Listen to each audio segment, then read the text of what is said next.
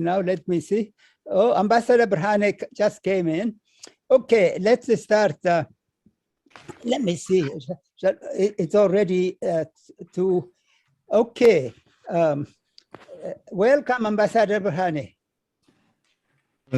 Well, thank you. Thank you, Professor Ephraim. And hello, everybody. How are you all? Let me introduce them, Ambassador Berhane. Okay, you have here our dear friend, Vicky Huddleston, Ambassador Vicky Huddleston. You probably know her personally. Sure. Ambassador Tim Clark, you know him, not you, Ambassador Berhane? Ambassador Tim Clark. Say hello. Ambassador Yamamoto, you know Ambassador Yamamoto. Say hello to Ambassador. Then Ambassador Christie from Finland, no? Yeah. Am I right? Yes. Yes, Ambassador Christie. And then we have here, Dr. Eleni Gabramadhian, whose house was recently investigated, just joined us. Ambassador Talahun, Professor Talahun Bayana, Professor Talahun. I think, let me see, there are a couple other people who said they'll be coming. Shall we start or shall we just wait a couple more minutes? Dr. Tadassa Wuhib from the CDC, Center for Disease Control. He is actually more or less, he and I work together daily on the peace in Ethiopia. Dr. Tadassa, Ambassador Bakala Galata has just shown up. He's the you know him, don't you, Ambassador Berhane? Ambassador Bakala Galata, who used to be the head of the CD, the Red Cross. And who is iPhone? This iPhone. Who is the iPhone? It's me, Professor. It's Achi. Oh, yeah. There's a Princeton University graduate who works for Microsoft, and she works with me on Africa Peace. Anyway, so well, I think we should maybe start. First of all, did I introduce Ambassador Stefan Gompers? He's here. Ambassador Gompers, Ambassador Stefan. Did I mention you? I didn't. Okay. Anyway, thank you. It doesn't matter. We're all about friends. Yeah, no. Welcome, Ambassador Stefan. You said your friend from Addis will join us. Is he going to join us? No. Unfortunately, he has a commitment. Oh, next time. What about Bob Doer? Yes, Ambassador Doer is here. I don't see him. I can't see him. I saw him before. Oh, I don't think so. I saw him, and all of a sudden, let me see, he was here. Ambassador Stephen's here. Ambassador Doer was there, but then he disappeared. I saw him.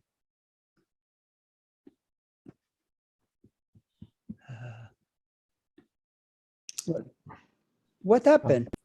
Didn't I introduce him before when I spoke? Not really. I thought he was there. He usually shows up. Yes. And Raffaele Di Shall I call him? Would you like to call him Ambassador Stefan? Ambassador Doer? Sure. Would you give him a call?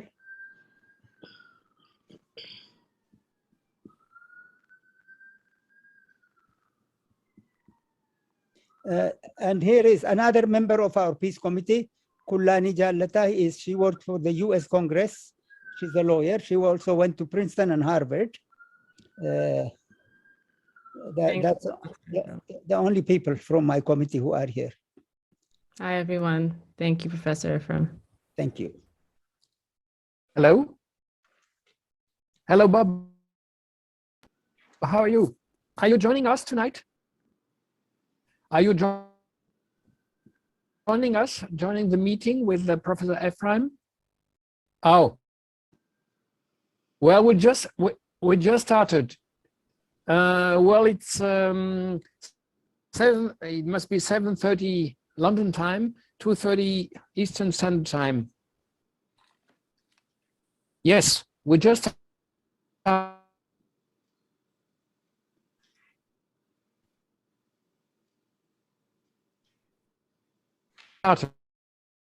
Should I send it back to you? Okay, I will. Well, Bob Dewar is on a call, but he'll join us as soon as possible. Okay, then shall we start? Yes. Okay, well, let me first of all introduce to you all our distinguished guest today, Ambassador Berhane Gebrekristos.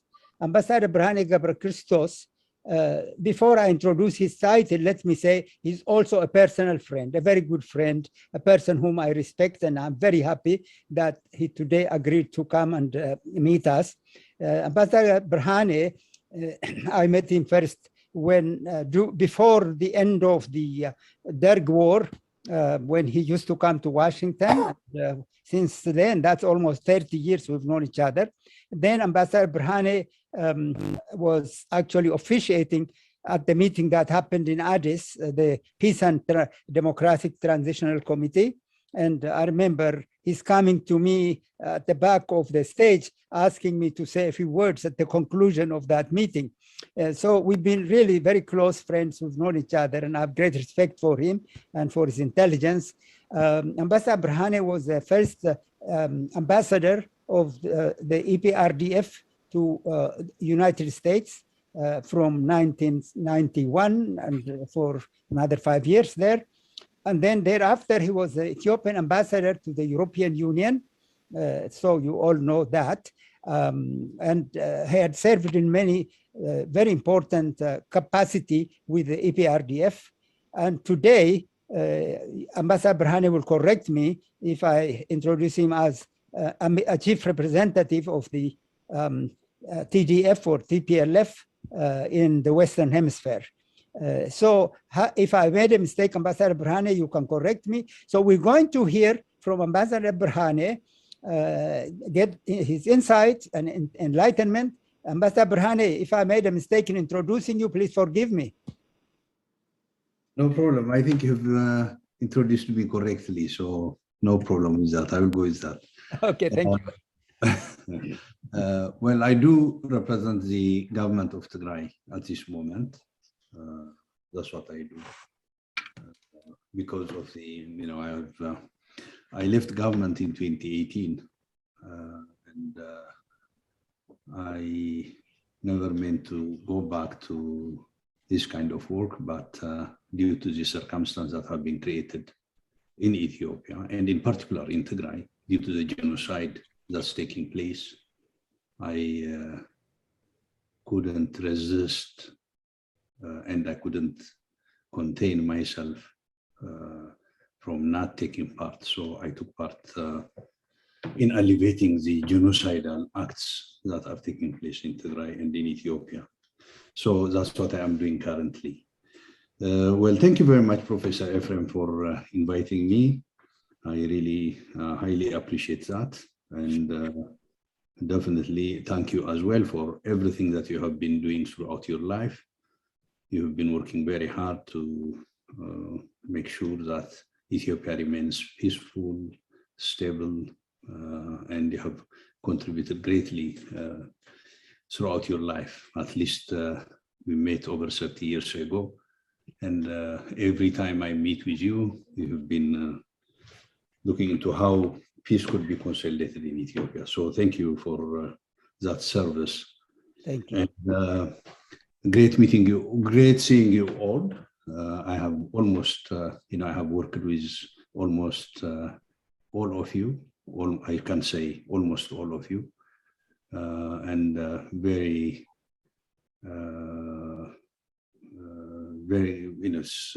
it's a great occasion for me to reconnect with some of you and to see you again after a while. So thank you for as well. I would like to thank you as well for the service that you gave to your nations and to the institutions that you represented in Ethiopia. I think you worked very hard to strengthen the relationships. And at the same time, I should recognize that during your tenure, you have contributed greatly to Ethiopia's miraculous economic development and to the tackling of poverty, where Ethiopia tackled around over 30% of poverty during more or less adding up during your tenures. Thank you for the concerns that you showed then, the support that you showed then, and the contribution that you have on at least improving livelihood of the Ethiopian people. So we are very grateful for that. So having said that, I think I will try to be brief. This is a vast area, and it touches a lot of feelings as well. But I will try to be extremely brief, and I'll try to deal with what happened the last 3 years very briefly, and try to see the way out.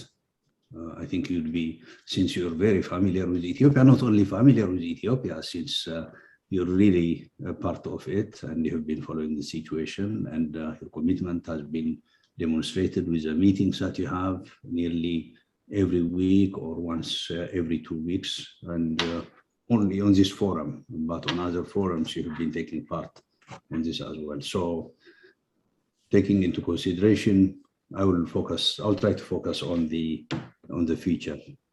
At any rate, the problem of Ethiopia, as you know, the problem that we Ethiopians are facing today is essentially political. Essentially political. I should re-emphasize on that. And the major contentious or burning issue is the state building.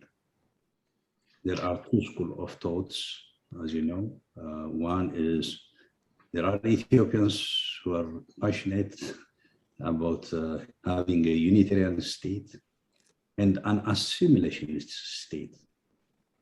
There are Ethiopians who are passionate as well on federalism. So here is devolution of power and centralization of power. This has been contentious for a long time in Ethiopia's history because of our diversity and so on. I don't want to go into that details. At any rate, this is the issue that we have been confronted today in Ethiopia.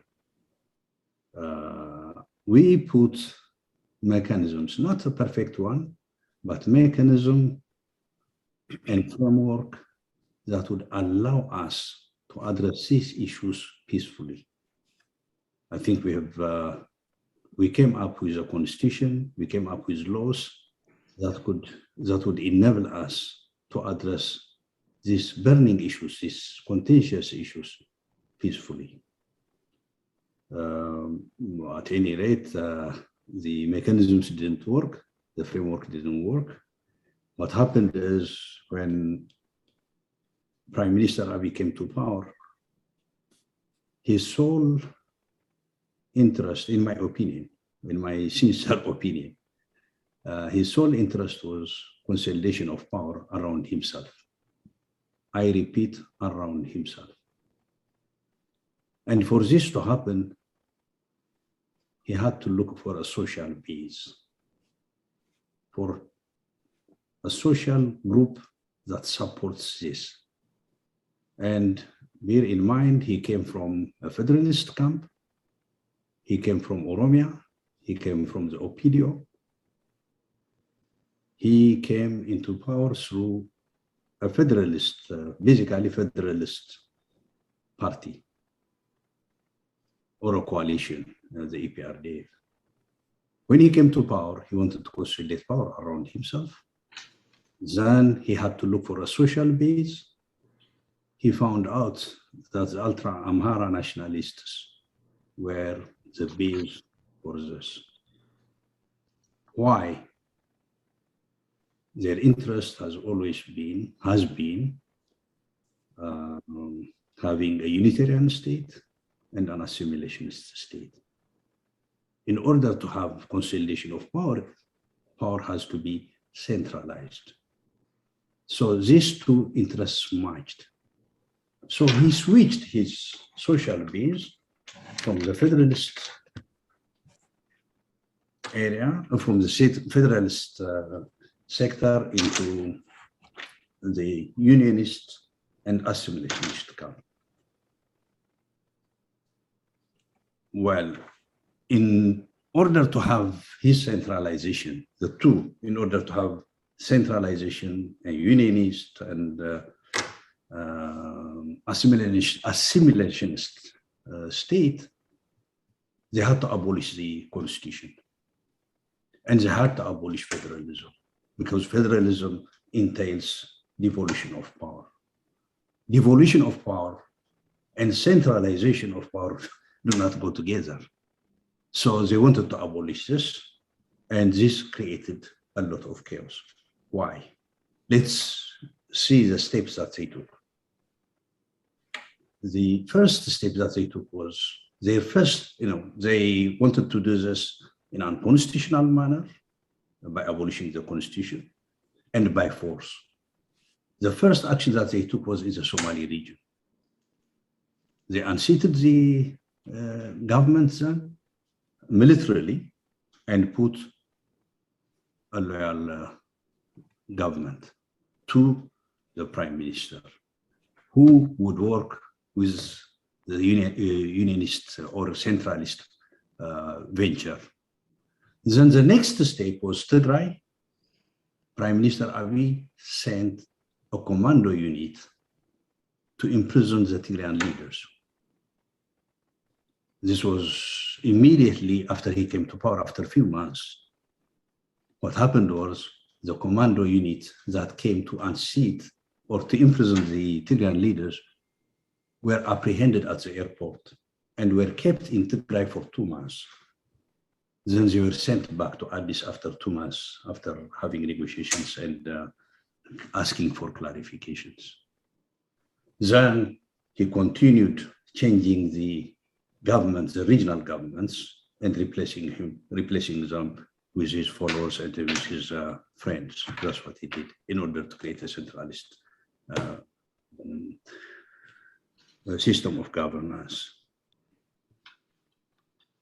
The major obstacle to this was definitely he did it in the south. As you might remember, he went to Awassa and he gathered the leaders. There was an incident in Awassa city.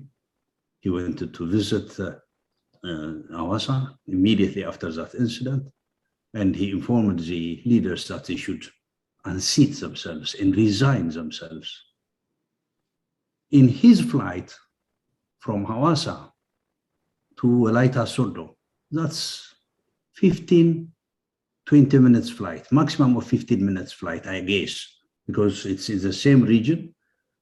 As he was flying to Walaita Sodo, the officials resigned. The party leaders and the government leaders in the region resigned, so that they paved the way for him to appoint his,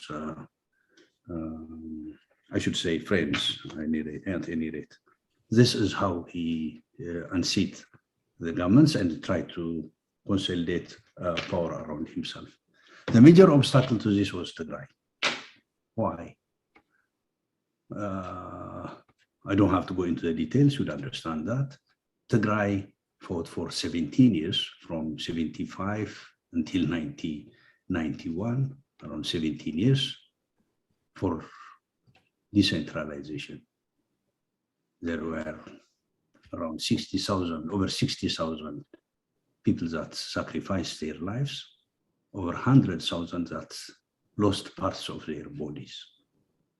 And a lot of destruction happened during this war. So definitely it will not be easy to reverse devolution of power or federalism in Tigray. So he started preparing himself to invade Tigray since the first day. So there were a lot of pressures that were undertaken, including closure of roads and so on and so forth. At any rate, as you all remember, after all these actions, I think the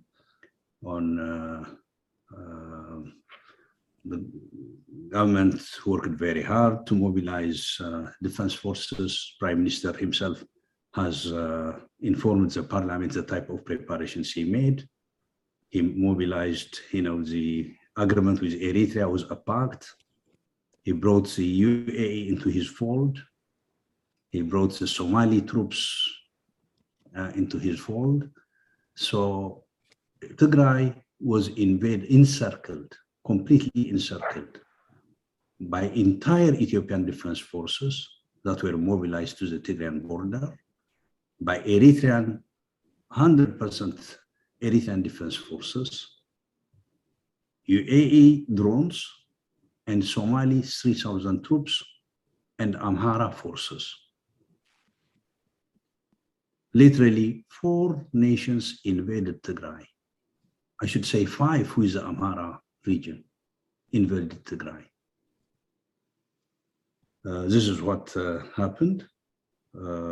So as you can see what it means with all these capabilities and all these force.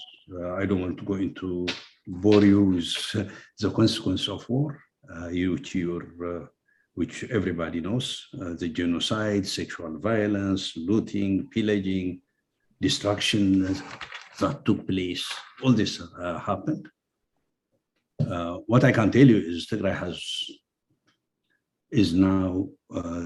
has been taken to Stone Age. It is literally nothing that exists there. And definitely, I'll talk about the blockade later, indicated blockade later. At any rate, this is what happened.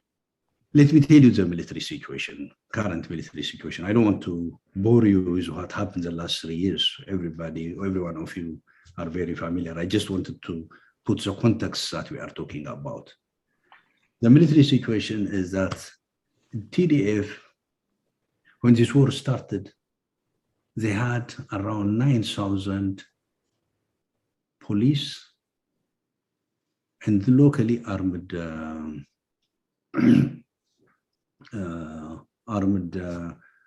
farmers and so on that would serve the local administrations as volunteers and as police. So totally they had 9,000. That's what they had. General Sarkan has as well stated that. So it's 9,000 that fought with 5 nations. I'm indicating as well the Amhara region as one nation. There are actually 4 UN recognized nations. So at any rate, what we can say about the war and about Tigray is Tigray managed to build an army that could counter all these forces within 2 to 3 months. That's all.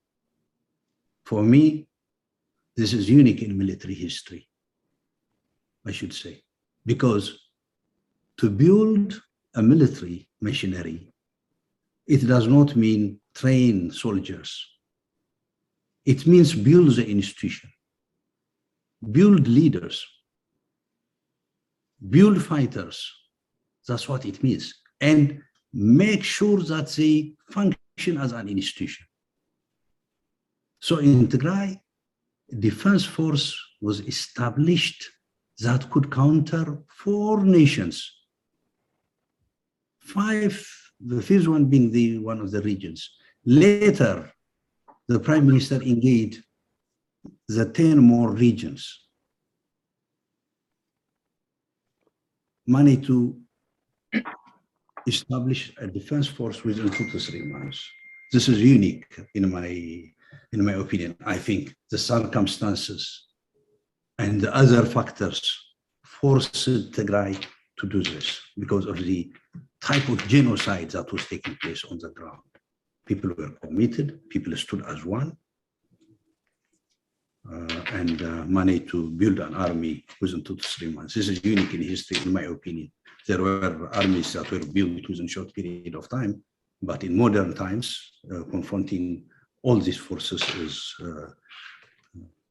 unimaginable for me, at least. At the moment, what we can say militarily is that the Ethiopian Defense Force has been completely decimated. It's a small percentage that they have at this time.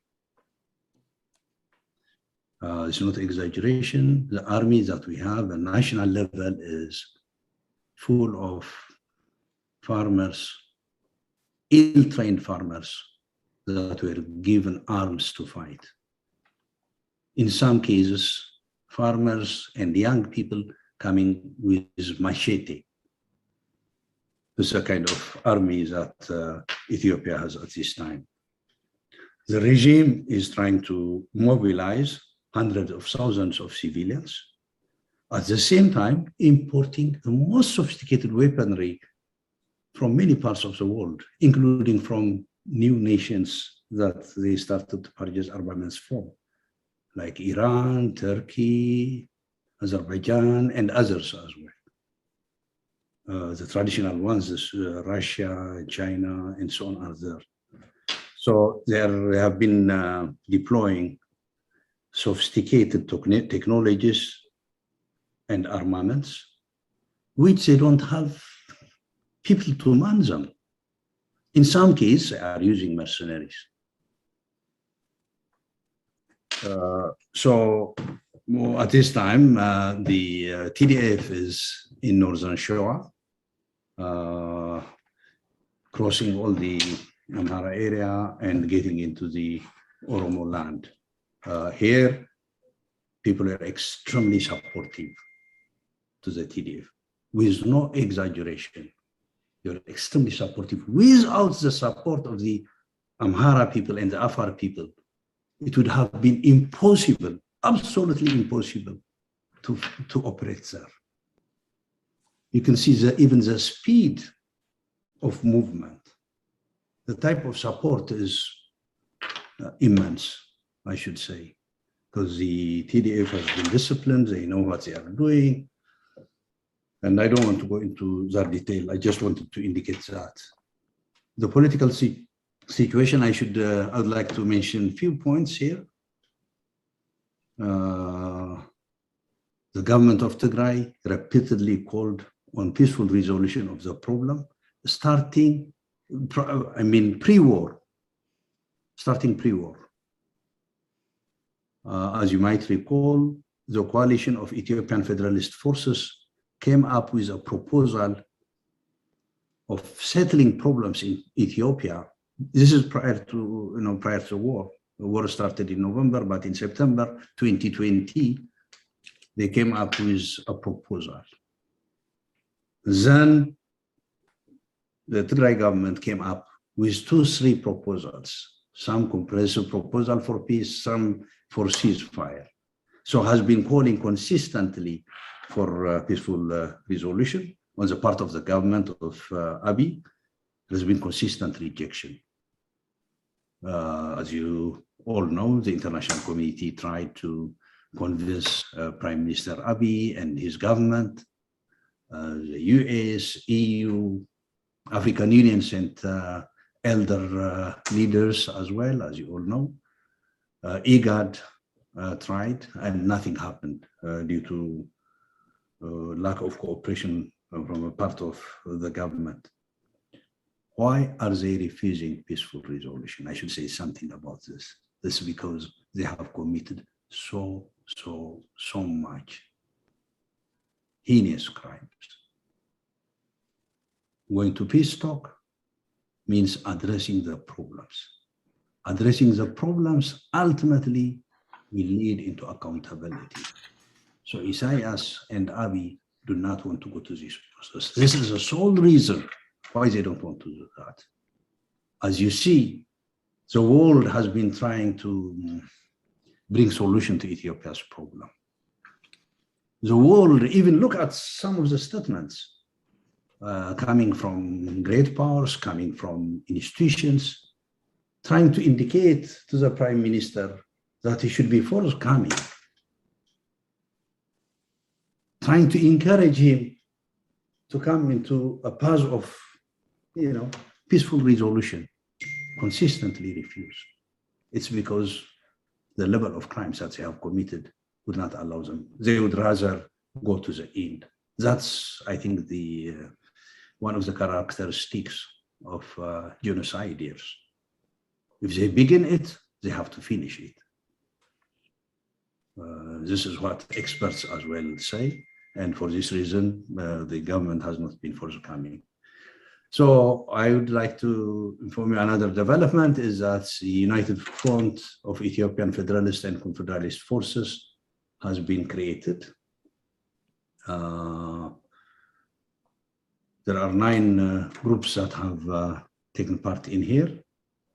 The Afar, Agau, Benishangul, Command, Somali, the Oromo, OLF, OLA, Sidama, Gambella, Tigray. These are the groups that have come together to form a united front. They have shared beliefs, as I said, they have shared belief on democracy, equality, and self-determination. They want to address few I'd like to mention some of the concerns that they have and some of the concerns that they have and they want to address. They want to address the deteriorating security situation of their country. This is one of their concerns. Secondly, they want to bring an end to the deliberate attempt by Abiy regime to drive Ethiopia into all-out internecine war.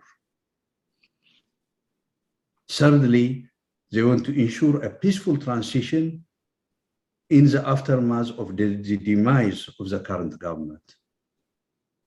Fourthly, they want to ensure an all-inclusive political dialogue takes place then. For me, these are the 4 most important tasks that the United Front has undertaken. The members have agreed on some issues. They have agreed to have an all-round coordination against the regime in Addis. They have agreed to form security arrangement if and when needed. Bear in mind, there is no defense capability in Ethiopia today. There is no defense force. There are militias. That's what we have on the part of the Abiy administration. All have agreed to ensure that Eritrean and other foreign military forces and security personnel exit from Ethiopia. And they agreed to work jointly towards an all-inclusive political dialogue and establishment of a transitional arrangement. These are the tasks that they have undertaken. On the way forward, I think the collapse of Abiy regime will definitely create a security vacuum at the center, and stabilizing the country in the aftermath of the removal of the genocidal regime requires putting in place a provisional structure until we have a transitional arrangement.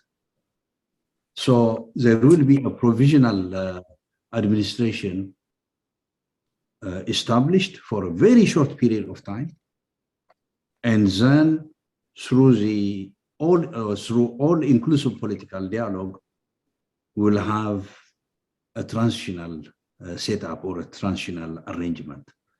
This is the way forward that we envisage, and this should come into place as soon as possible. And there has been consultation taking place amongst different political parties, so that every one of them, there will be no exclusion.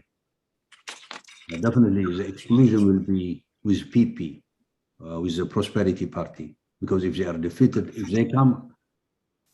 they come to their senses and engage in peaceful resolution of the problem, definitely they could have been part of it.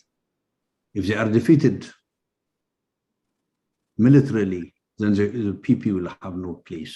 The rest of them, with no exclusion, everybody will take part in the national dialogue, and then a transitional arrangement will be established.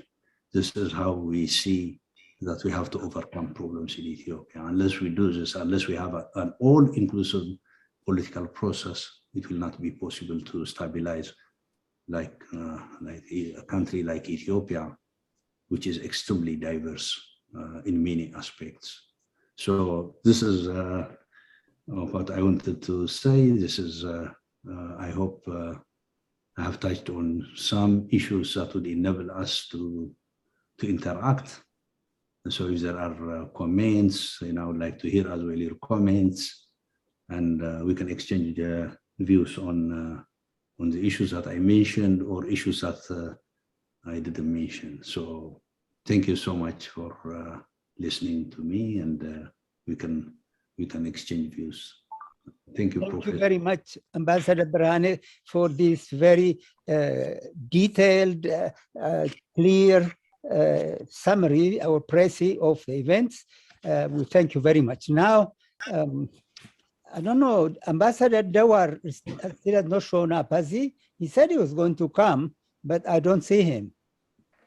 Ambassador Stefan, he said he will come, no?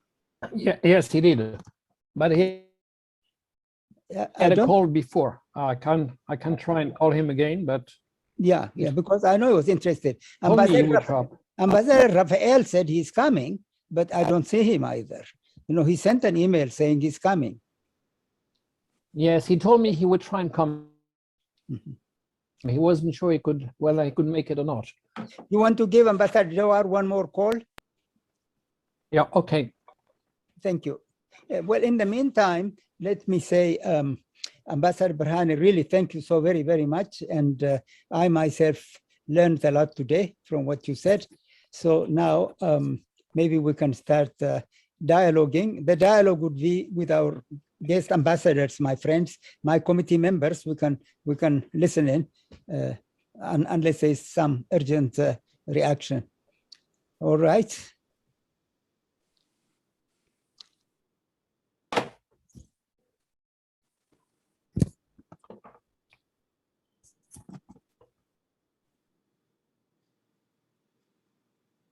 He didn't answer? No, I'll try in a few minutes again. Okay, thank you. So let's now open the floor for dialogue, discussion. Well, can I start? Yes, please. Please, Ambassador. Okay. Thank you very much.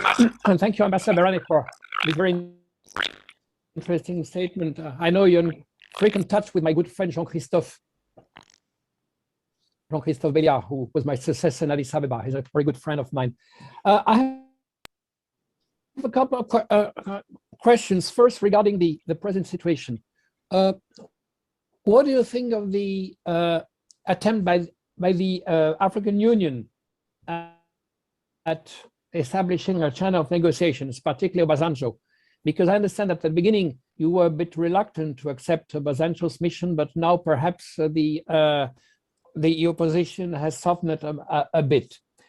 Second question regarding the present situation. The US called for restraint in military operations, especially on your part. What are the TDF going to do with this call by the US? And finally, let's suppose, I don't think it's very likely, but let's suppose tomorrow, Prime Minister Abiy says, okay, let's sit around the table and talk. Would you accept him as an interlocutor? This is the first group of questions. Then I have some questions for what you described as the interim period after perhaps a military solution if there's no negotiation. If the transitional government is put into place, what do you think you will do with the other institutions like Parliament, the President of the Republic, our good friend Salih Ouagzadeh, the President of the Electoral Commission? Will they remain in place? Would they have to play a role? That's my first question. Second question, how do you think you control the issue of accountability, which you very aptly described? Because as you said yourself, this might be a deterrent for the people who are in power at present, because they might be afraid that they would have to be held accountable. So do you envisage some kind of justice mechanism or reconciliation? Could you give us some details? I mean, we know there are precedents like in Rwanda, for instance. Last but not least, how are you going to deal with Eritrea and Isaias? your good friend Isaias. Thank you.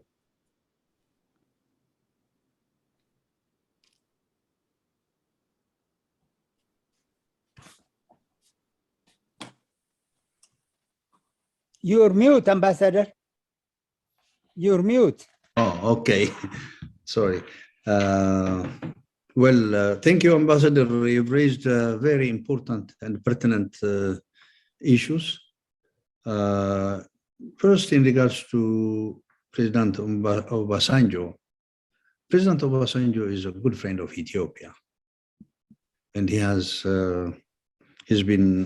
a highly respected personality in Ethiopia. So there has never been a problem with him mediating. However, the Tigray government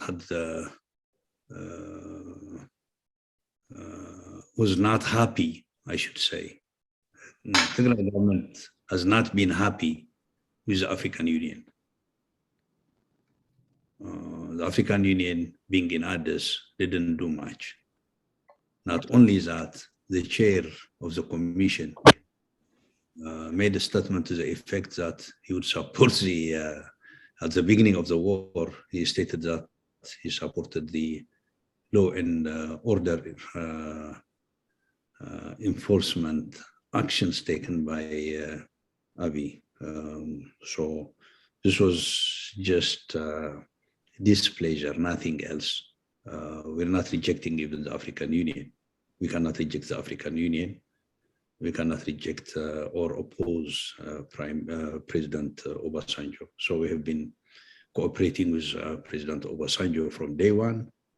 And when he wanted to reach out to the Tigray government responded very positively. He's been received warmly in Mekelle. And he had very fruitful and good discussions as well. From the Tigray part, there has been logical, reasonable, rational issues that have been presented to him. How we see the problems of Ethiopia should be addressed. How we see the problems in Tigray would be addressed. So there has been good discussions as far as we are concerned, very constructive, very fruitful discussions has been taking place with President Obasanjo. Not only with President Obasanjo, with all the interlocutors that have reached out to us. We have given every one of them positive response. And we have tried to explain ourselves. We have tried to explain the sufferings that the people of Tigray are going through. And we have tried to explain how these problems can be overcome. So on the part of Tigray, Tigray has been very, very forthcoming and responsible in this sense. In regards to the second question is in regards to the US calling for restraints. We appreciate that. I think it's a very good intention. It is a call with good intention, a call that would save Ethiopia. This was along with our belief in Tigray. We believe that war will devastate Ethiopia. Not only devastate, it's bringing, as a matter of fact, implosion of Ethiopia. This implosion is not going to be confined to Ethiopia, but it's going to have great ramification in the region. We have no interest in this at all. No interest of whatsoever. It's because it's destruction. We benefit and our people benefit from peace. So when when there are calls for peace, we strongly support them and we give them maximum support. So the US call has been good, but what happened is you have to understand where we are. You have to understand the circumstances where Tigray is. First and foremost, genocide is taking place at full swing against Tigrayans.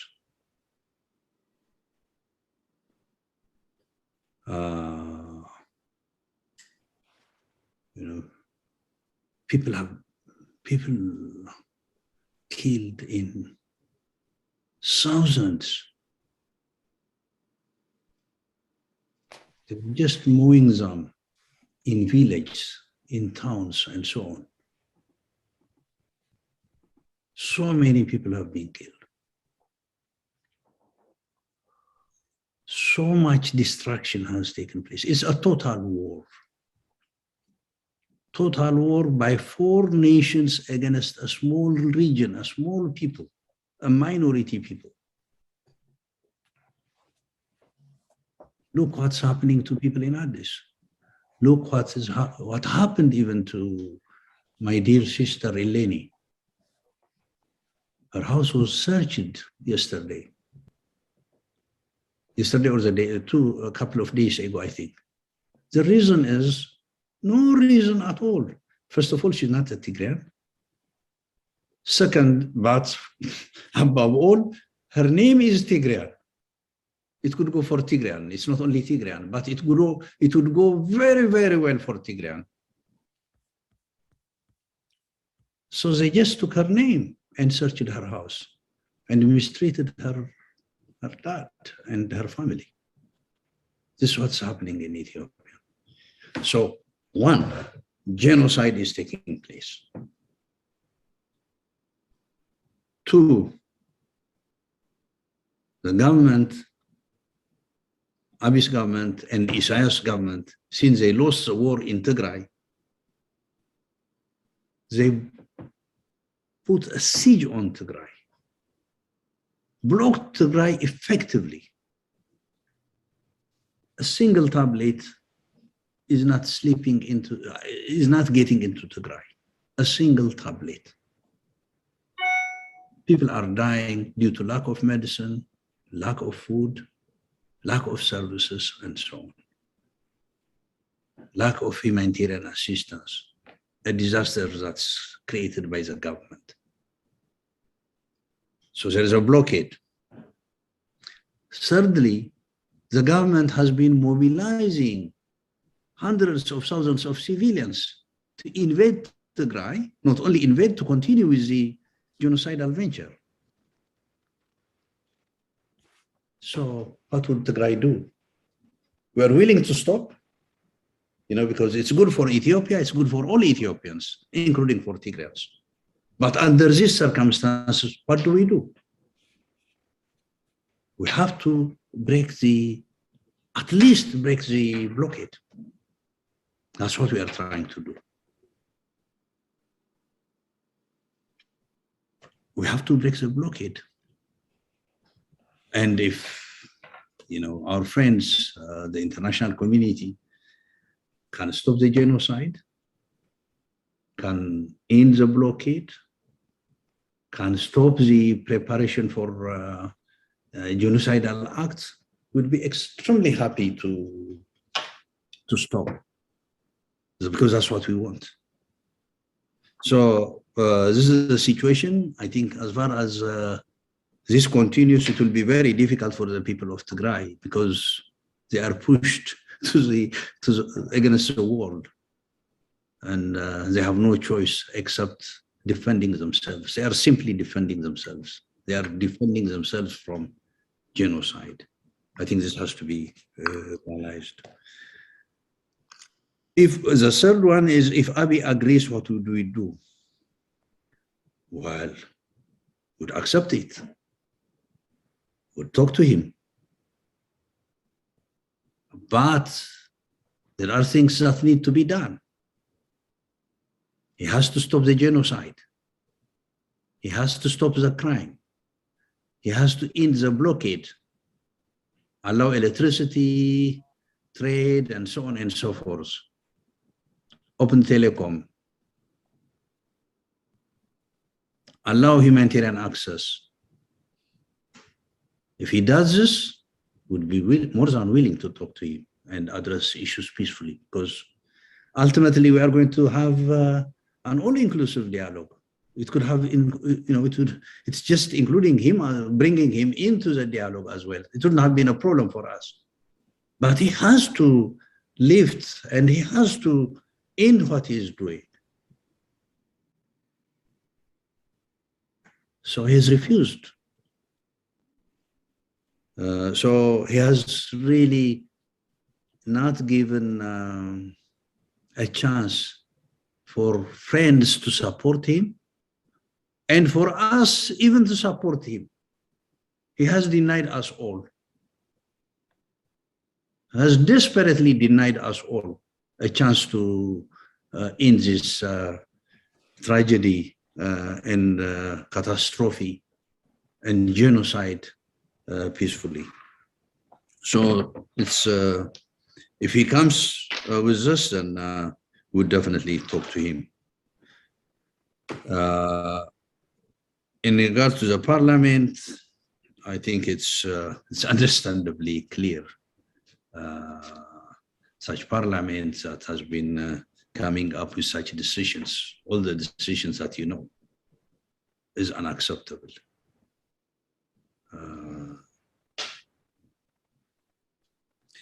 And the Council of Ministers is definitely going to be unacceptable. There have to be others that have to take over.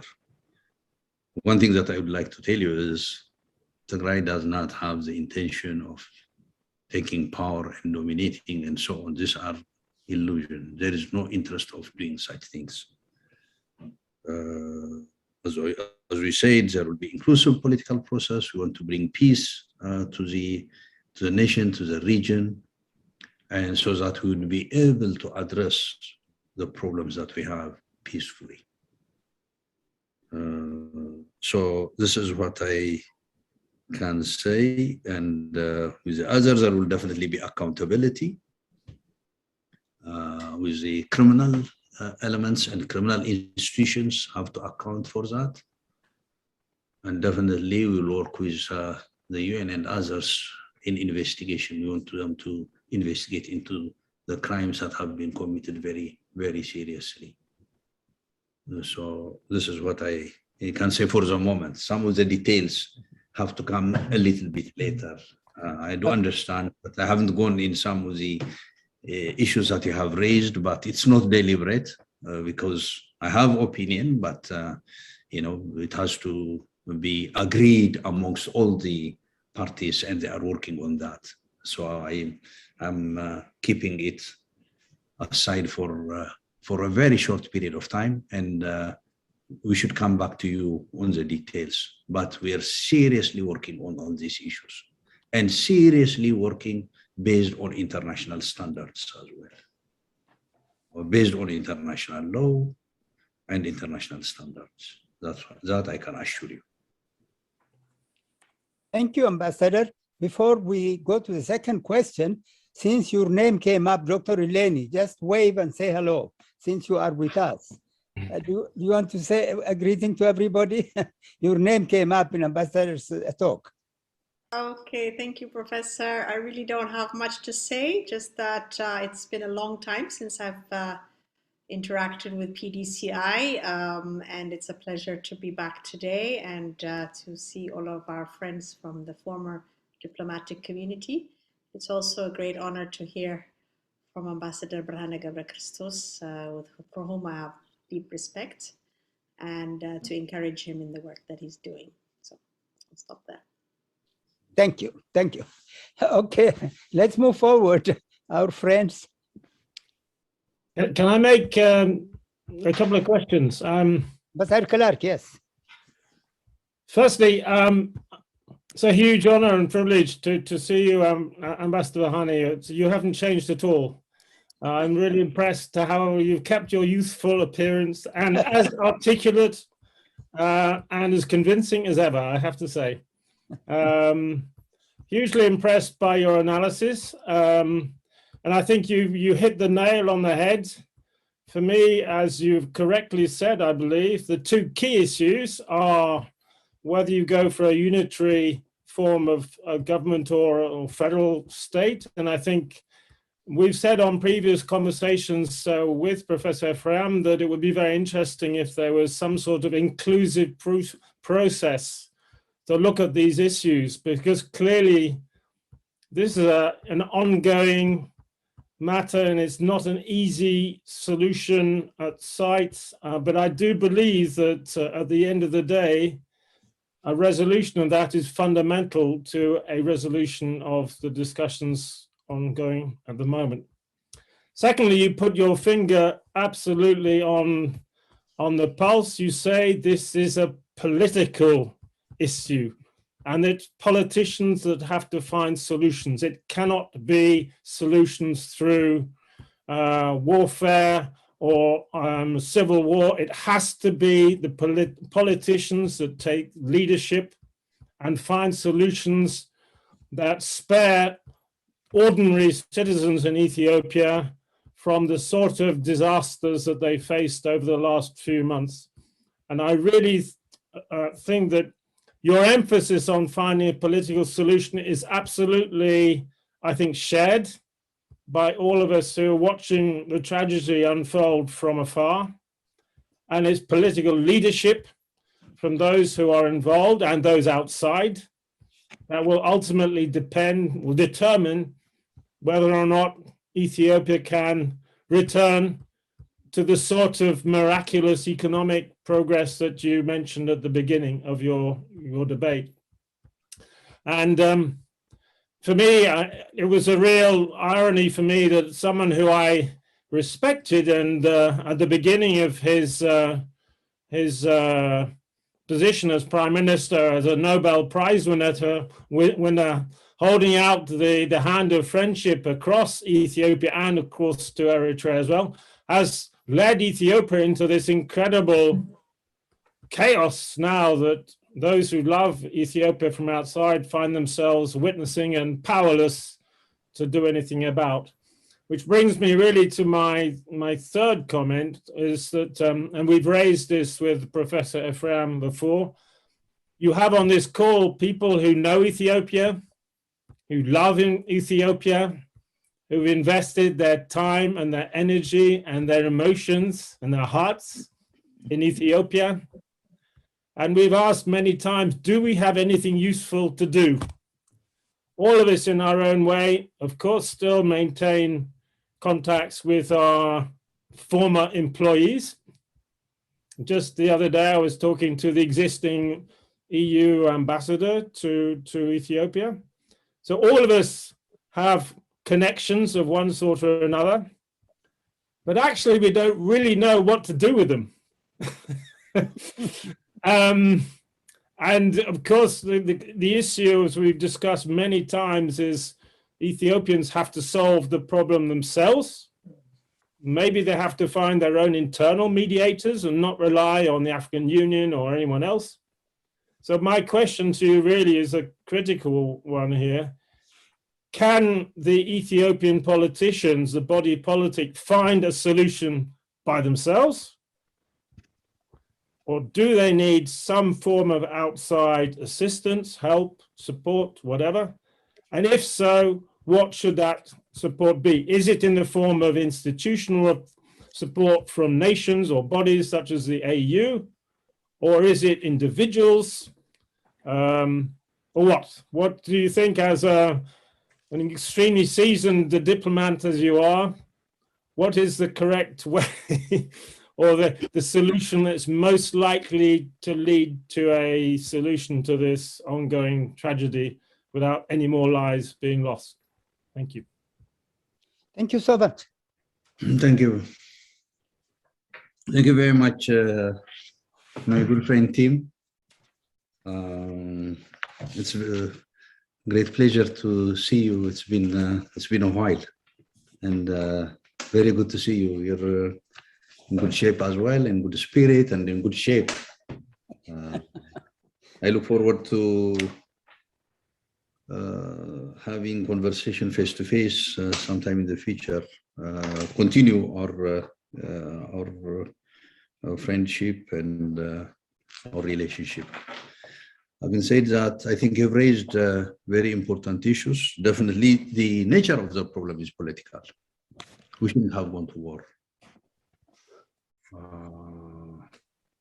It was just reckless. I agree the Prime Minister had great support from Ethiopians. I remember when he visited Mekelle, the early days, it was his second visit. He visited Somali region, and after the Somali region, he visited after the Somali region, he visited Tigray. In his visit to Tigray, he was not even, there were around 3,000 people. He talked to 3,000 people. He visited some areas, but he had conversation with 3,000 people. He gave a speech, and he was not able to finish his speech. There was applause and after applause and after applause. And leaders in Tigray, TPLF leaders, local government leaders, were extremely, extremely happy to see him. I assure you, the TPLF was there, and the government of Tigray was there to support him to succeed. There should not be any doubt about it. Once he was elected, they were there to support him. I'm not going to tell you the support that he enjoyed overseas. You've seen it, and you have done it yourself as well. Every Ethiopian did that. And every good friend of Ethiopia did that. Almost all nations supported him. But due to the reasons I mentioned earlier, in my opinion, in my sincere opinion, due to the reasons I mentioned, he drove Ethiopia into this quagmire, a quagmire that's not easy. Ethiopia is today divided. Ethiopia is today fragmented. Ethiopia today is polarized. He asked me about, mediators. This is a country of 110 million people, and there are responsible individuals and personalities and level-headed elements from all sectors of Ethiopia: Amharas, Tigrayans, Oromos, Kambatas, Walaitas, mentioned from 80 groups. There are reasonable and level-headed Ethiopians, for sure. But I can't tell you the level of polarization. It is unbelievable. And this is because, a head of state pushing for polarization, working day and night whenever he speaks, whether it's in parliament, whether it's to media, whether it's to group, whether he speaks in different languages, message is divisive. Top from him down to the officials. If a leader does that, everybody follows, definitely, as it is. So it's very difficult to have this. But what I could say is, at least at this moment, to bring Abiy into addressing problems, he has to be pushed from the international community. I don't think he would care anymore about the local constituency. Of course, he doesn't care much about international community as well, as he should be, but maybe better than the local one. Of course, Isaias would be the most listened person, as he's in control of Ethiopia. So it's very difficult. At this moment, yes. I think if the atmosphere changes, if Abiy is not willing to address these issues, and if, I'm not going to say if, when Abiy is removed, which is hopefully not going to be a long time, if he insists doing what he is doing, then definitely he has to be ejected out. If he is ejected out, then conditions have to be created for Ethiopians to address their problems. Definitely, there will be a need of, friends support this process. Ethiopia will need a lot of support. Whichever outcome might have our dialogue and so on, we have to dialogue and address our problems ourselves, and we need to be supported by our friends. What kind of support? When time comes, we can work on the details, but definitely there will always be need for support. So what I would say is, now to end the war, pressure on Abiy or pressure on anybody that refuse would be important. But I should assure you, on the part of the opposition, they have no problem. These are the 9 groups that I mentioned. Most of them have presence on the ground. It's militarily. Their capability varies, but they have activities on the ground. I don't see any problem on the part of these groups to see it and address problems. But after a change, I think if he's not forthcoming after change, then I think we can create an atmosphere where we can sit and dialogue. The dialogue is not going to be easy, but there is no way out. We have to dialogue amongst ourselves. We have to dialogue what happened. Why did we go into this situation? There are different interpretations. Let them be. But we have to talk. And we have to discuss how we can get out of this problem. Through this, whether we agree or not, definitely there will be points of convergences. And we have to build on the point of convergences. This is what we need to do. So I assure you we are committed to doing this. Thank you, Ambassador. Ambassador Bob Dewar from London has just joined us. Say hello, Ambassador Burhani. Ambassador Dewar. Ambassador Dewar, how are you? Hello, Ambassador Bob. You're mute. Yes. Well, no, it's a pleasure to be able to see you and to participate. I apologize for not being here throughout because of technical problems. My email is completely out. I'm able to get to this meeting via the internet, but not through the normal links. So I do apologize for that. And I've been listening with considerable interest to what I've heard since participating, and I agree with what Tim has been saying, and I'm very interested in what the ambassador is saying. But I can't contribute very much more at the moment because I wasn't present at the beginning. But very nice to be present. Thank you. Thank you. Well, before we proceed, let me just say, Ambassador Burhani, yes, we have a lot of international friends, and I'm really very pleased to say that these ambassadors here today and their friends have been talking with our peace organization for now several months. They love Ethiopia. They had great experience in that country, and they want the best for Ethiopia. So I think this group of ambassadors are themselves in line to cooperate with us to promote peace. If I said something wrong, Ambassador Vicky, who's been here all the time, can correct me. Ambassador Stefan, Ambassador Yamamoto, you can correct me. But I do believe this group of former emissaries have a very important role to play in the future of Ethiopia. Okay, any other comments from our other friends? May I say a few words?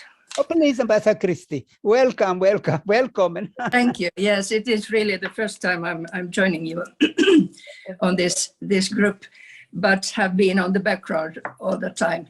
Yes. And I thank you very much for all the analysis that you all have given, and I agree to most of that. It has been very painful to see what is happening in Ethiopia. since we left, because I think we all have been following it all this time. And then, of course, the hopes were very, very high when the peace was established between Ethiopia and Eritrea. And somehow it was like a miracle. It didn't seem real first.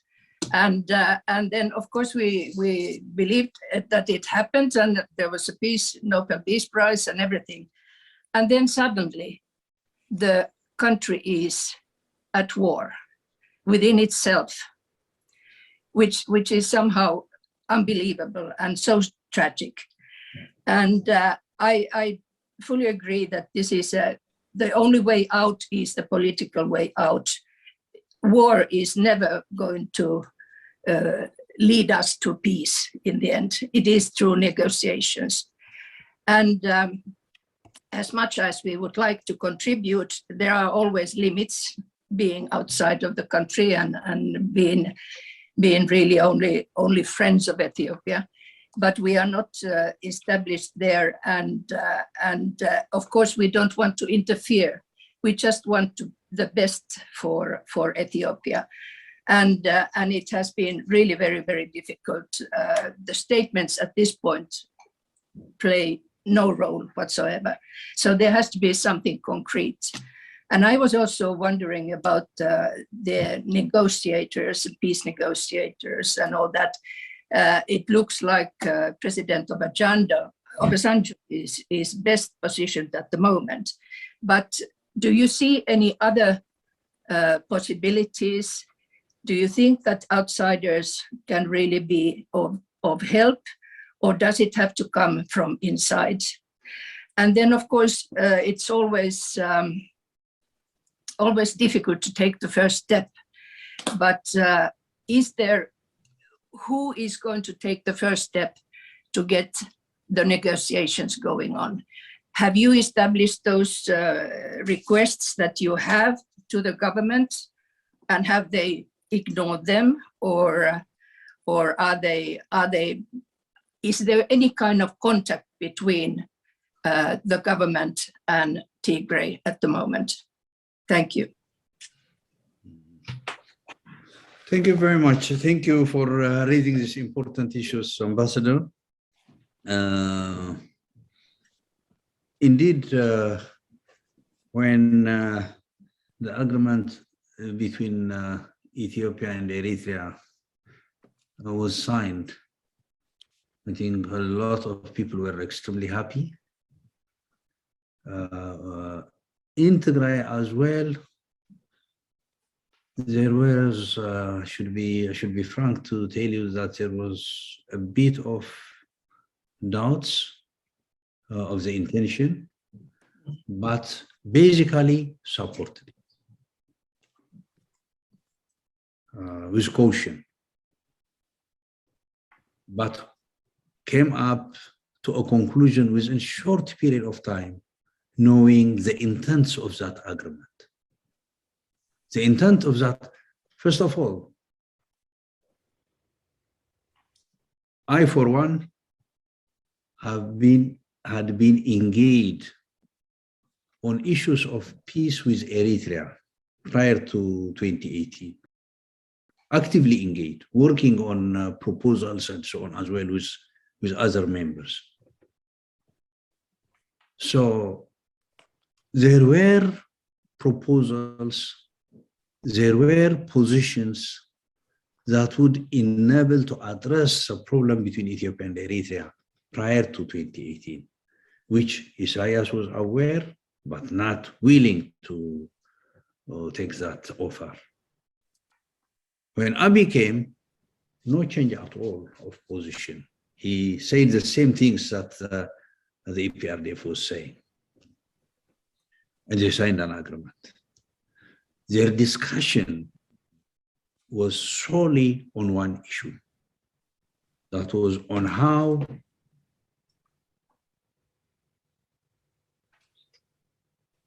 to destroy Tigray and the TPLF. That was the only issue that they discussed. They never discussed border They never discussed any other issue or difficulties or problems between Ethiopia and Eritrea. Never.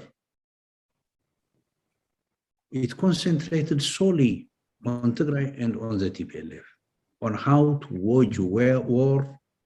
This was a war pact, literally. And they started preparing simultaneously their defense forces. You know what type of defense forces both countries have. So that's what they started doing. And Isaias has stated that openly to the media and the Eritrean public and to the international community, saying that the issue of border is not an issue.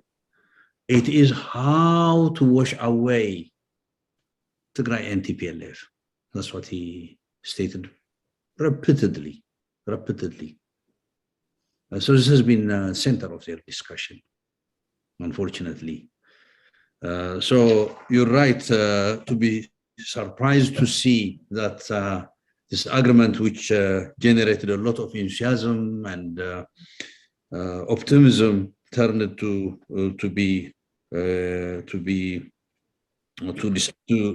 disappear. On the negotiations, I think at this point it's critical that there are international actors, especially President Obasanjo has been playing a central role here. He's been trying his best and he's been supported by everybody, and definitely Kenya as well has been trying. President Kenyatta has been trying as well on his part, and so on. So there has been serious attempts here, but there is no response from Addis. There has been continuous rejection. There has been hesitance even to see them. Most of the times, emissaries are not, or envoys are not, or high representatives are not received. So there is no willingness to address this problem peacefully. The reason is reasons that I mentioned. I believe they're not going to do that. The reason is they have committed so much heinous crime. They have committed genocide. As I have started to learn about genocide, the genociders do not stop once they start the action. They have to finish it. No matter what capabilities they have to finish it. That's what the experts say. That's what experts tell me. So I think that's what they are doing. They're not willing to do so. I hope and pray that they accept and we go to dialogue and at least save few lives and save destructions as well. But I think the President Obasanjo is well suited for this, and he has to be supported. Has there been any contacts with the government? What they did was, they characterized the TPLF as a terrorist organization. This is laughable. This is laughable. Naming Tigray and the TPLF as terrorists is just a joke. This has a proven record of standing for justice, and it has its own shortcomings. I mean, it's operating under difficult circumstances. I am not saying whatever was done was perfect, but I think in terms of terrorism, no way that one can implicate the TPLF on this or the people of Tigray on this. They did this so that to block dialogue. So there is no contact, unfortunately, with Abiy administration. Abiy administration has completely shut opportunities for dialogue. Okay. Thank you. Now, by the way, Ambassador Vicky and Ambassador Yamamoto, you have not said a word. Ambassador Christie, you wanted to say something more? Thank you very much. No, that's all. Well, We haven't heard from Ambassador Vicky or Ambassador Donald. This is Don. Just a quick question. So, Ato Burhane, it's really a great honor. And again, our deepest condolences on the tragedies in Tigray and the loss of life. And we were in contact with many of the people right before the tragedy began, and the death is just unacceptable. What you're raising raises a lot of questions and issues. And in some ways, I don't really disagree with you. And that is that will Abiy actually change? Will he negotiate? Will he actually move forward and cut off his dependence on Isaias and others? And that's really hard. But given where the international community is, and especially after Secretary Blinken's visit to the continent, and you have Sudan, which continues to be a problem, and of course Ethiopia is challenged with Egypt on the Renaissance Dam issue, and of course you have succession problems and bad elections coming up in Kenya, Somalia, and the other areas. Everyone is really looking at some type of negotiated settlement or some way forward to resolve and avoid the anticipated violence, with troops now right outside of Addis. As you know, the evacuations have begun. That's a very alarming situation, and there is just a lot of problems. Is there anything that you see that can really, are you engaged in any other alternative mechanisms that's going to kind of resolve this ongoing challenge? Over. Thank you. Are we engaged in an alternative? What's the point that you said last? Yeah, so other mechanisms, because obviously just making conditions on Abiy is not going to work. Abiy is not listening. He is not listening at all right now. And how are you going to reach him, to a person who's really in a corner? And Obasanjo has not been extraordinarily helpful or very active. And so are there any other opportunities that you see? I think the key is with Isaias. And the second key, the lower key, is with Abiy. It's them who have to make it happen or unhappen. Unfortunately. I think the international community tried its maximum best to advise, to support, to encourage Abiy to do the right thing, going out of their way,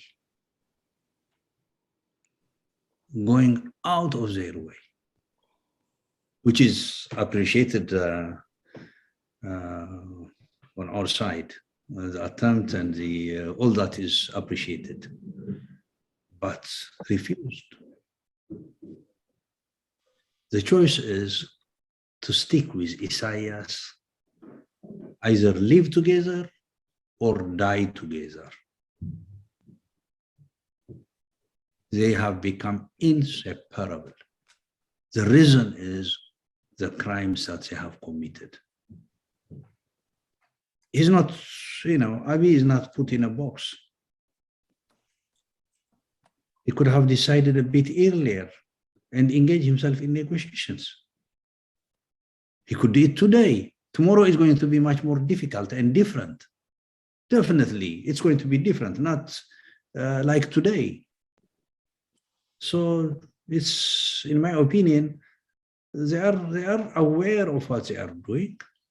They have chosen this route. Is there any other alternative? Yes, the choice are two. I mean, one is dialogue, which they have refused. The other one is put us in a desperate situation where genocide has been committed. So we have to save our lives. We have lost so many members of our families. We have lost so many friends. We have lost so many family members. There are people who lost around 16, 18, 20, 25 members of their family family members. So we have to, so would be happy to see a peaceful resolution of this problem. But if we are denied, then we have to defend ourselves. No choice. So what I could say is alternatives have, I don't know if there are any other alternatives. I would be happy to learn, but these are the two alternatives. And Tigray has been pushed to choose the bad alternative, an alternative that it does not like, and that's defending oneself. If there is any other view, I mean, I would like to learn anytime. If there is any other alternative, I would be more than happy to learn and see a different alternative. But the best alternative is addressing this peacefully through dialogue, which Abiy has refused, and Isaias, above all, doesn't like. Thank you. Ambassador Vicky, we have not heard from you. You are mute. Well, yes, I realize that, and thank you, Ambassador, for your time and excellent explanation. Actually, I was kind of going to avoid saying very much because I find it tragic and disturbing, and I don't see an easy solution. But let me ask you two questions that I think are kind of leading questions.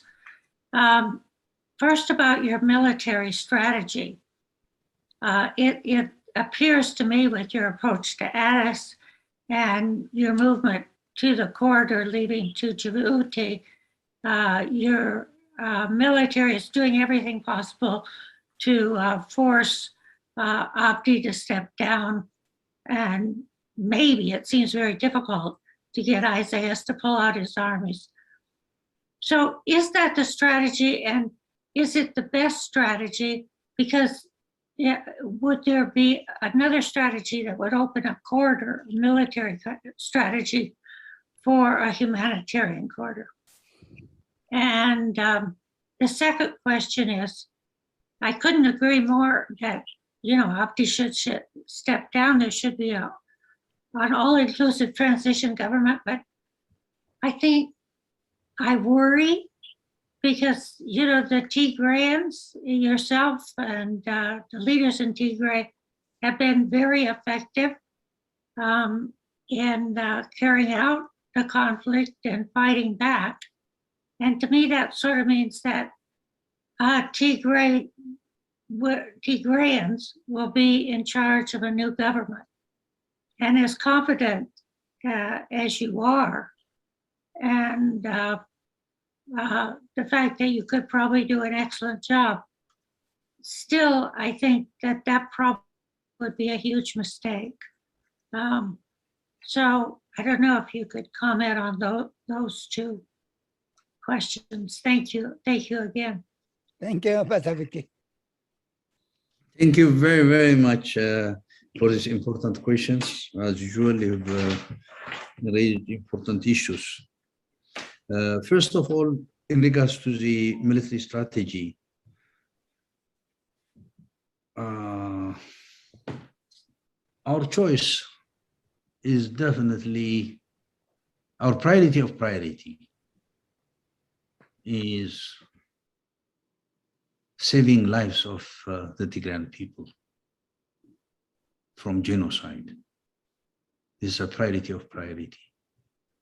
So we would have loved to see Tigray and the people of Tigray are not under genocidal act and situation. In this case, we would have, to come to your question, maybe if you're referring to the Western corridor to open humanitarian access, definitely we would have loved to do that, because it gives us a lot of advantage. One, relieve people from genocide. As we speak, yesterday evening, actually, they took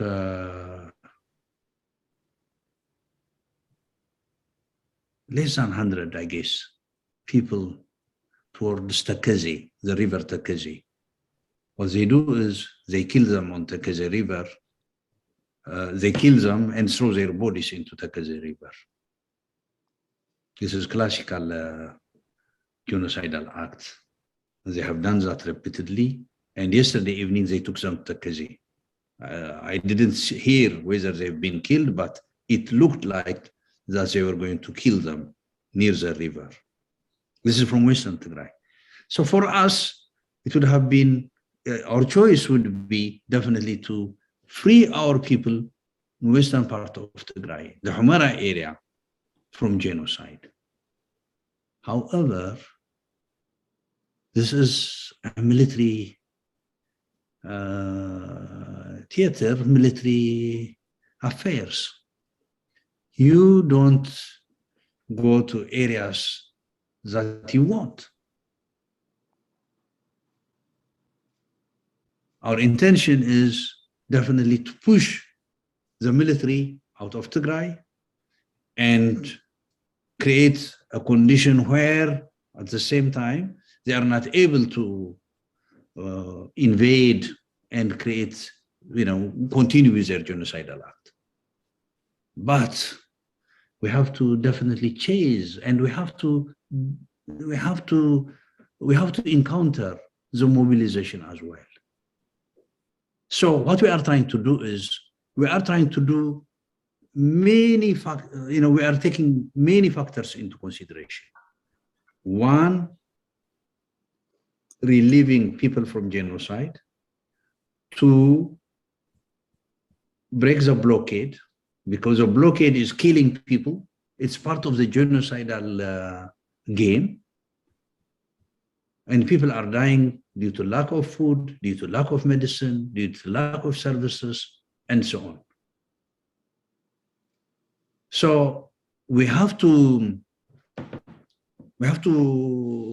break the blockade and the siege. Thirdly, there is big mobilization. If we don't deal with it, it's going to be a serious military problem and security problem again to the people of Tigray and to other Ethiopians as well. It's not only in Tigray that we have war. We have in Oromia, we have in Ago, we have in Command, we have everywhere. Everywhere, literally everywhere in Ethiopia today, we have wars. So that the strategy is definitely not giving a chance to the regime to mobilize hundreds of thousands of people and again conduct a genocide. So it takes all this into consideration. Definitely, we want to open a corridor, but it doesn't go with our desire. It goes, we can open it by pushing militarily, because in a peaceful way, everybody tried to have a corridor opened.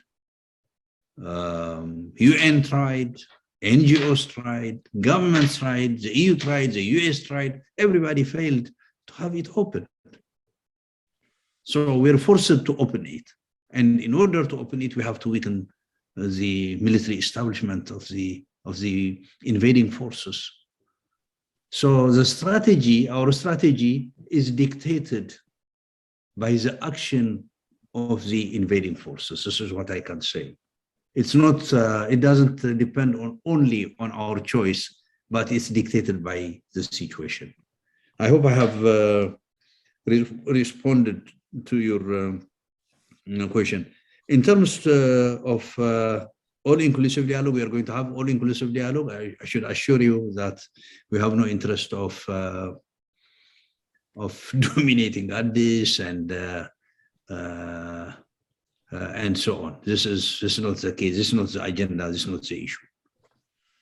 We want to have an all-inclusive dialogue, and we want to see how we can address problems, and we want to address it through that mechanism. So I should assure you that we are not interested in controlling Addis and so on. Thank you very much for your excellent explanation.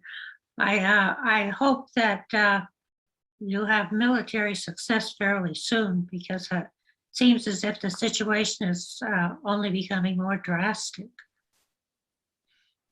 Thank you. Thank you very much.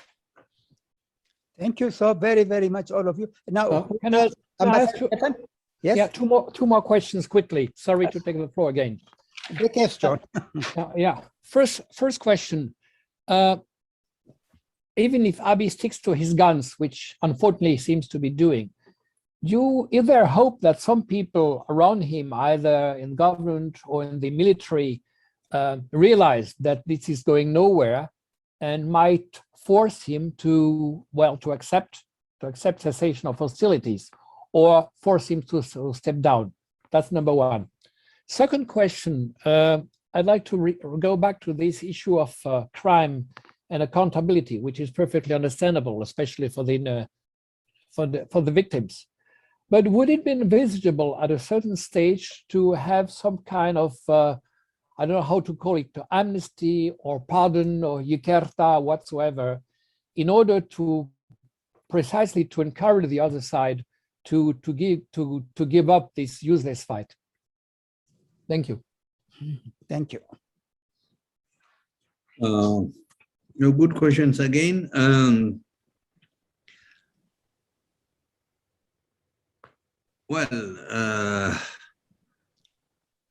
There are people that realize that this is not going anywhere from the government side. I should say there should be, but very, very few. The atmosphere is, how can I explain that? If I may refer the Second World War, what happened in the Second World War, the heart of Europe, that kind of political atmosphere is there in Ethiopia. The demagogy, the rhetoric, and so on is identical. Yeah, it's frightening. Identical, no difference of whatsoever. The wording and basically are the same.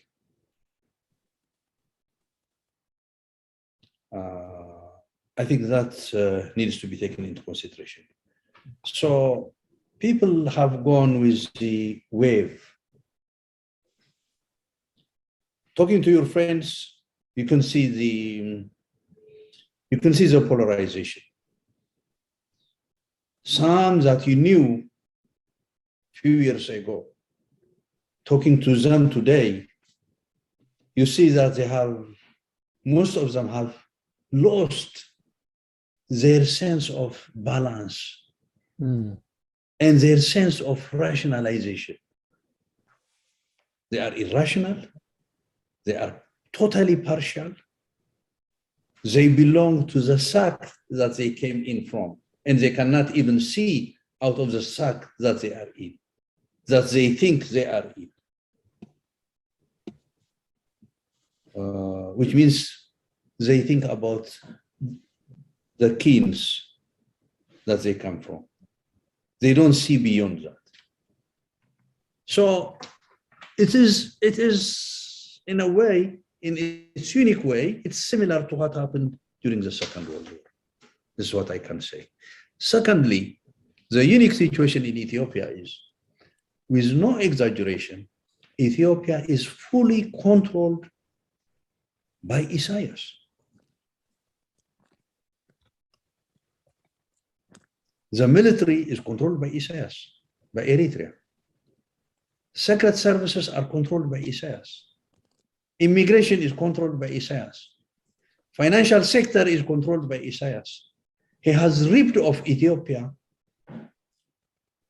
fully. He is in control.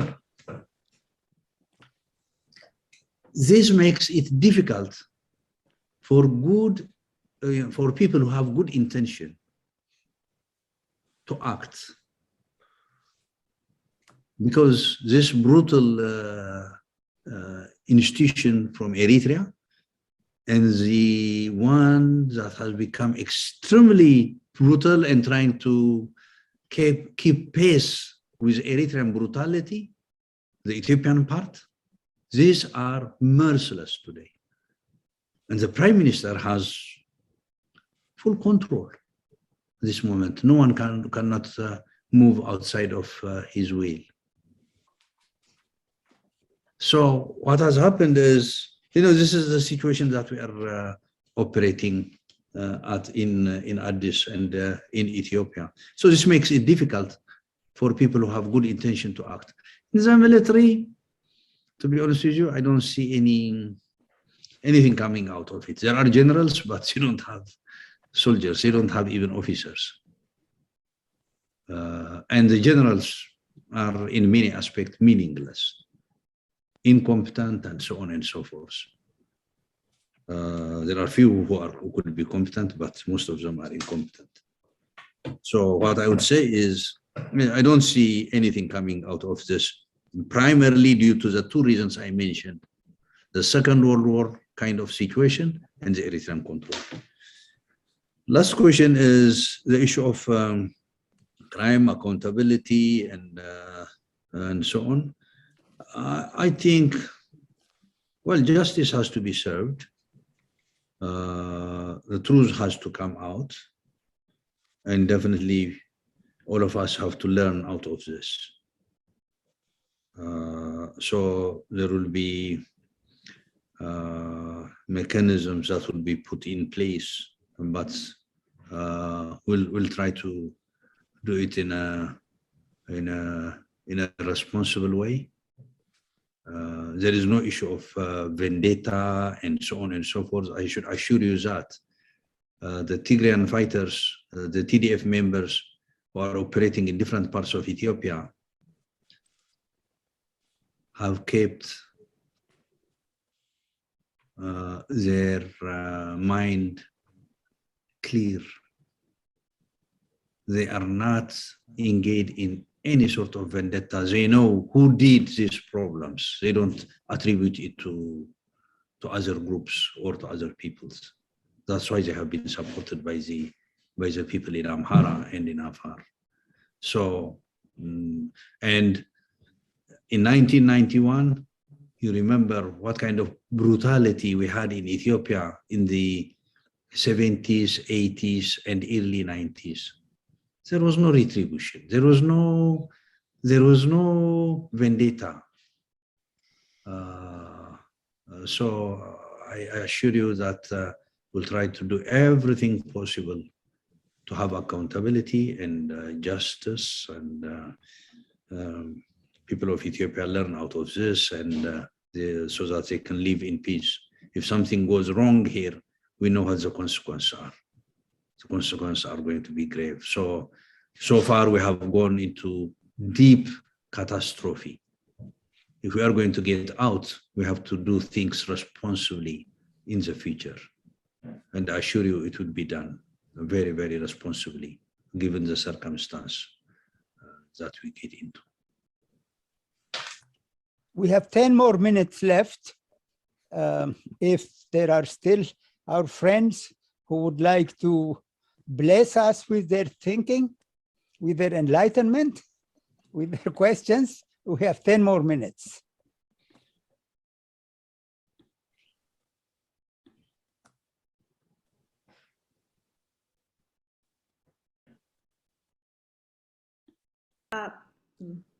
Oh, you want to say something? If possible, yes. Yeah. Okay. Okay. This is a forum for our international friends, but Elaine is a key member of our peace organization, so she has the right to express herself. Well, I think it's relevant for the international friends. We have heard from various, sources and analyses that, Ethiopia has gone back 30 to 40 years. Ambassador Brahane, you spoke of, going back to the Stone Age. So one of the things post-transition or part of transition is the reconstruction, the economic reconstruction of Ethiopia. and some form of a Marshall Plan. So my question to you, Ambassador Brahani, is obviously there are many other pieces that you're focused on, but to what extent has there been some kind of an estimation of the extent of the Marshall Plan that would be required to bring Ethiopia back to even where we were 3 years ago? So that's my first question. The second one is alongside that, beyond the political arrangement of the transitional arrangement and prior to that, the provisional administration that you described, what in your view would be also a plan for the social reconstruction, the fabric that has been completely torn apart? Of course, we jokingly refer to, or not so jokingly, but my grandfather, Gabra Metin, indeed, that is a name ascribed to Tigrayans, but also to Amharas. As my grandfather moved from northern Shoa to Walaita Sodo, where he married my grandmother, and brought up my father and my aunts and uncles in Sodo. So now we are at a point of such a polarization. In my family, I see that polarization. And so the question is not only the political arrangements, but how we will come back together as a society. And some might even question whether we were ever together as a society, because it's almost frightening to me how quickly the unitarist perspective took hold. And although you described it as an ultra-nationalist Amhara base, it exists nonetheless. And we have to do something about it. And I have in my own family those who you might describe in that way. So the question is, how do we come back together? Because otherwise there is a real fear that we cannot continue as a country. And so we need to really go beyond the political arrangement. And we don't have much time to address this, but I think that's really the question on the table. Thank you, Dr. Lenny. Well, thank you, Lenny, who have raised very, very important issue again here. In regards to the rehabilitation and reconstruction, and regards to need of Marshall Plan, I think first of all, the destruction is heavy. In the case of Tigray, it's a Stone Age. A number of clinics are very few. Today, you don't have even medication. People who need dialysis, I'm mentioning dialysis just as an example. There is no one sack of medication of dialysis. So people are dying. Mention any type of medication, diabetic and diabetes and any kind of sickness and medication, there is no drug at all. So people are dying. At any rate, the infrastructure has been completely demolished, completely looted primarily, and the rest demolished. So now there has been,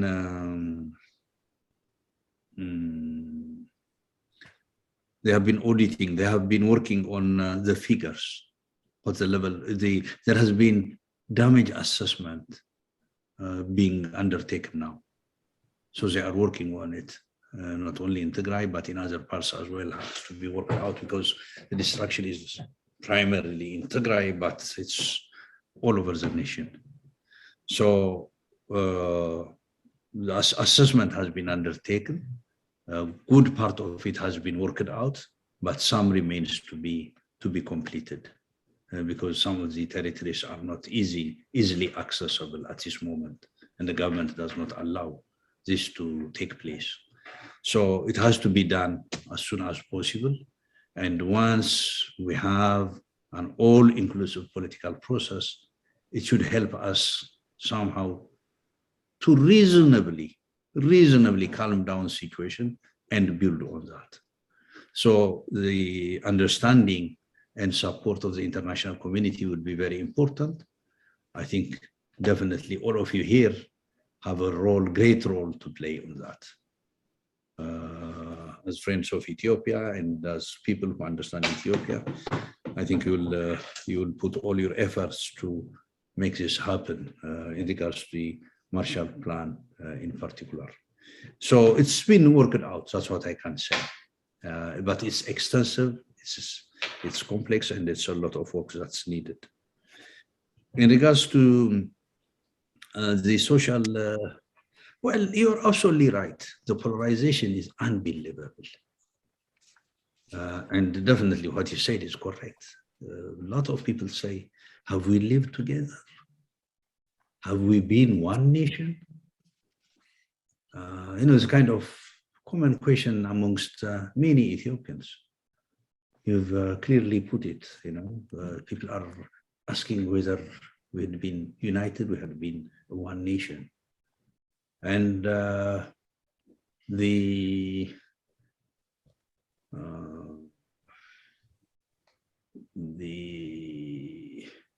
opinion of having independent state and secession has risen the last 3 years. This is what I can say is, in 1990s, this was a serious problem that we had in Ethiopia. By 2010, people who advocated for independence throughout their life changed their opinion and started to say independence.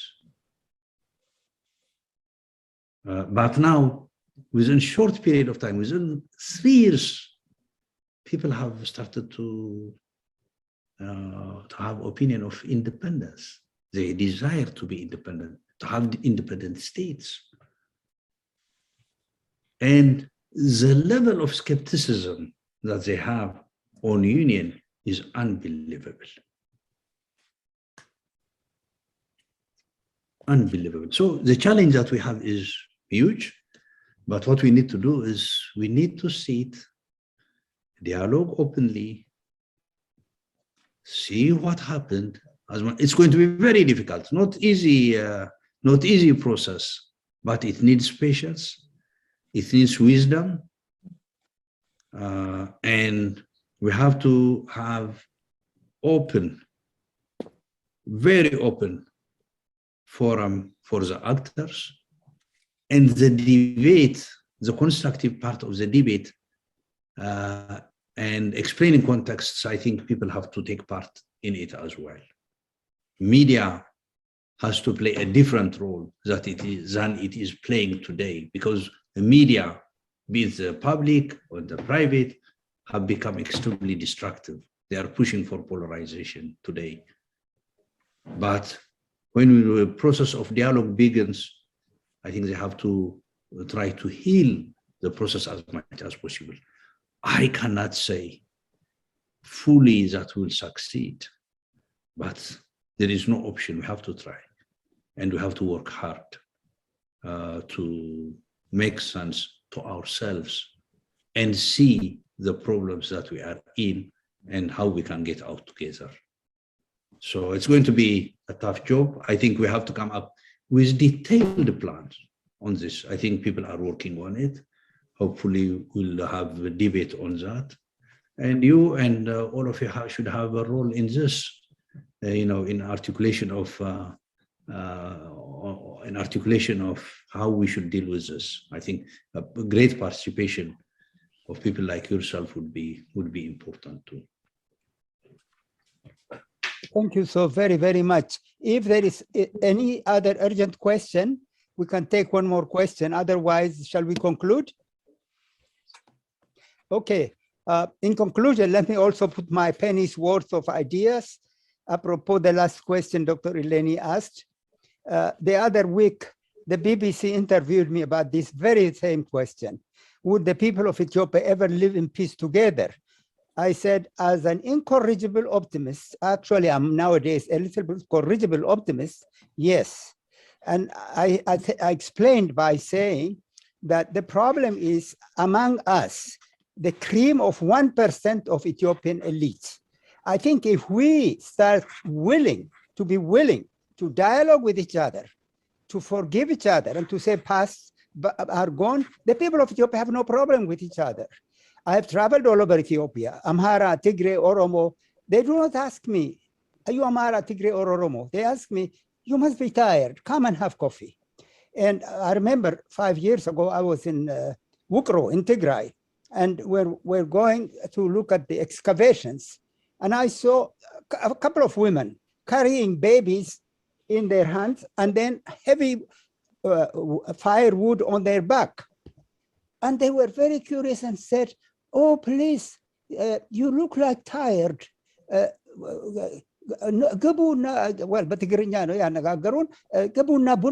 Please come in and have coffee. So what I'm saying is I'm basically a corrigible optimist that the people of Ethiopia have no problem with each other. The people of Ethiopia are intermarried. I have a neighbor here who's Amhara, and his wife is Tigray. She just had a baby a month ago. They called it Caleb, by the way, Caleb. And everybody I know, even in my own family, there's a lot of, so the people of Ethiopia, the people, but the elites are the problem. And I do believe, however, I do not mean to say the elite are terrible, but the elites need to talk to each other. That is where the problem will be solved. This cream of 1% of Ethiopians who have been educated in the West, who happen to have had the power, who had the money, who had the authority in the country, we have to find a way. And that's where our international friends can help us, because these are the people you know. These are the people you are in touch with, meaning this 1% educated elite. If we, and also I respect them too, but they need to talk to each other and come to really understand each other. Finally, I will say, look at France and Germany. Ambassador Gompers, well, it's my witness. The Germans and the French don't really hate each other today, but look at the horrible war that existed between them. Look at America and Japan. Ambassador Yamamoto and Ambassador Vicky will witness with that. America bombed, atomic bomb, the Japanese, Japan. But America and Japan today are buddies, great friends. So I am looking at the overall human situation, that if those of us who have the education, the political power, and who have the authority of leadership, if we can sit down together and really follow our own tradition of forgiving each other and our own tradition of coming together with mutual respect and with understanding, for the sake of the 99% of the people who want nothing but butter bread. They want to bring up their children in peace. They want schools, they want hospitals, and that's what the people want. Whether you go to Tigray, Amhara, or Oromo, that's what I hear myself. That is why, Ambassador Berhane, I hope you don't mind my optimism. I am partly, of course, pessimistic in terms of I own my own very close friends who are now intermarried. Sometimes I know a man, a doctor who's married to a Tigray, and they're sleeping in different beds. Now, this is terrible.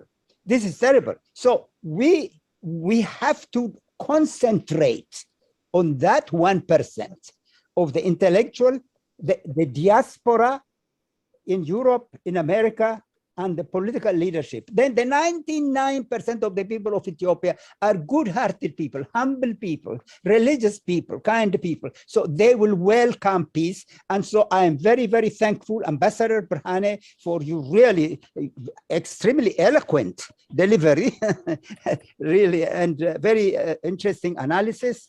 And I'm glad we invited you because I myself learned a lot today from what you had said. And I'm sure everybody appreciated what you said. As Ambassador Tim Clark said, your nuance, your way of delivery, all is very impressive, Ambassador Brhane. Thank you so very, very much. And I appreciate your kindness, your friendship, and we'll continue to work together. Our dear friends, I guess Ambassador Gurjit sent his greetings because he could not wake up. It's nighttime. And then the Ambassador Rafael said he will come, but I don't know why he didn't show up. So anyway, I'm very happy. Maybe we can repeat this, Ambassador Brhane, if we need to, if you have the time. If there is no question, if somebody who wants to say goodbye, then we thank Ambassador Brhane. I'm sure on behalf of everybody, I want to say thank you very much, deeply, and we pray for Ethiopia. By the way, I'll just say one more word. You see why I'm an optimist. One of the people in my committee who had shown up, I think I have mentioned to all of you before, my good friend here, the picture of, you see that picture of Virgin Mary? His name is Gabriel Ratta. Gabriel Ratta was a soldier of TPL during the last war.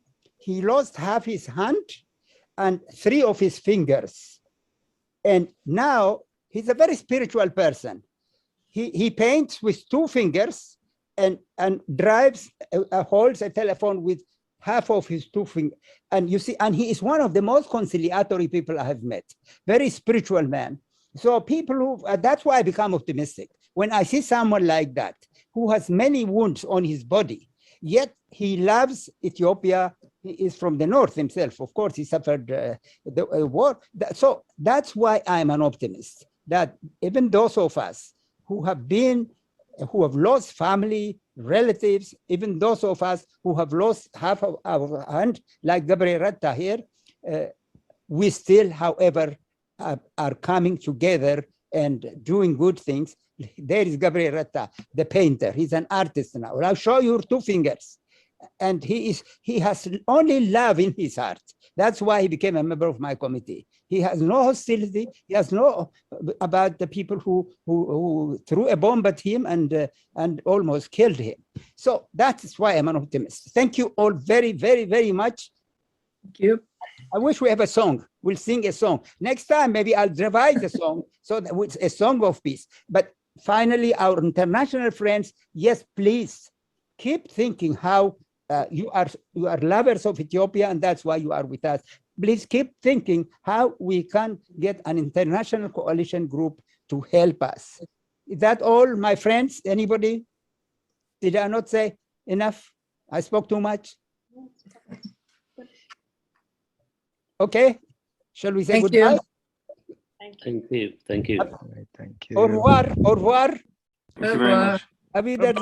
Au revoir. Merci. Merci beaucoup pour tout, and we'll try to meet again. Thank you all. Thank you À all. bientôt. À bientôt. Thank you, Ambassador. Thank you. Some of my Ethiopian friends want to stay for a minutes. Okay. Maybe we can talk. Thank you so much. Thank you. Goodbye. Thank you, Ambassador. Thank you. Really, it was amazing what you're delivering.